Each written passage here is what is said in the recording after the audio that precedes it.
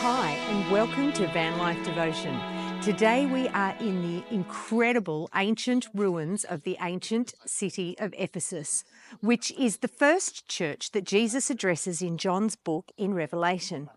This is what Jesus says to this church in chapter 2, verses 1 to 7. To the angel of the church in Ephesus write, "These are the words of him who holds the 7 stars in his right hand and walks among the 7 golden lampstands. I know your deeds, your hard work and your perseverance. I know that you cannot tolerate wicked people, that you have tested those who claim to be apostles but are not, and have found them false. You have preserved and have endured hardships for my name, and have not grown weary. Yet I hold this against you. You have forsaken the love you had at first. Consider how far you have fallen. Repent and do the things you did at first. If you do not repent, I will come to you and remove your lampstand from its place. But you have this in your favour. You hate the practice of the Nicolaitans, which I also hate. Whoever has ears, let them hear what the Spirit says to the churches. To the one who is victorious, I will give the right to eat from the tree of life, which is the paradise of God."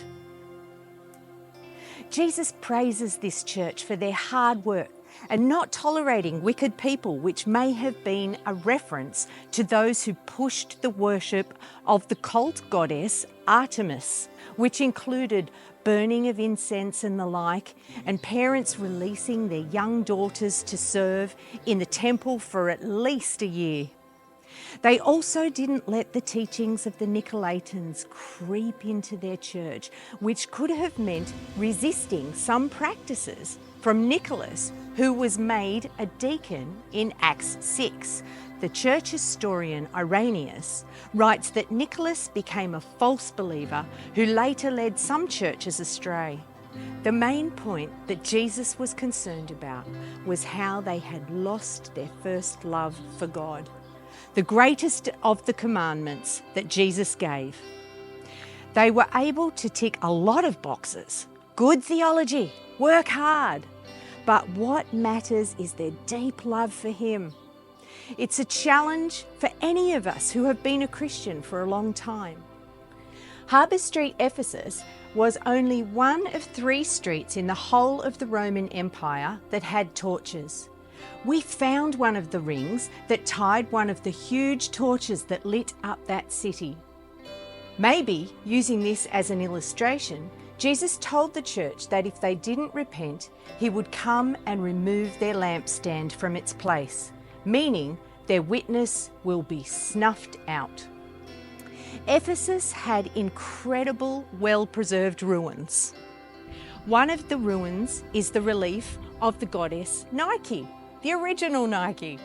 The goddess Nike was generally depicted as a young, winged girl descending swiftly from the skies to bring victory. In ancient Greek, Nike means both victory and overcomer.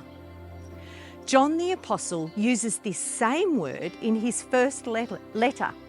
It is in Revelation chapter 2 and 3 that we find the same word Nike used by Jesus to each of the 7 churches.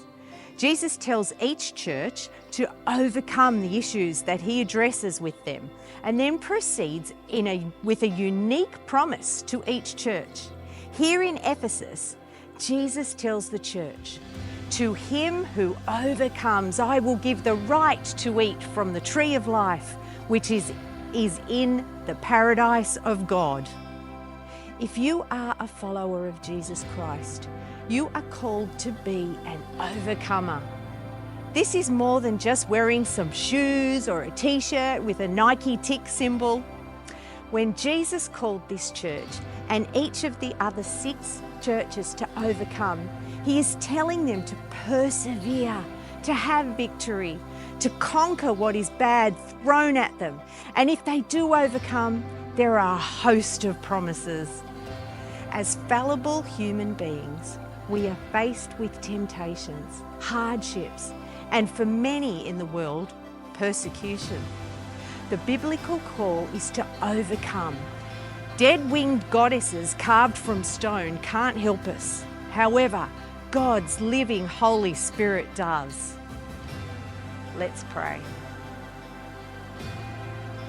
Dear God, thank you that Jesus overcame the world and even death. As the devil throws temptations, hardships, and persecution at us, please help us to be overcomers by loving you with all our heart, soul, and mind. O God, preserve us who travel, surround us with your loving care, protect us from every danger, and bring us into safety to our journey's end, through Jesus Christ our Lord. Amen.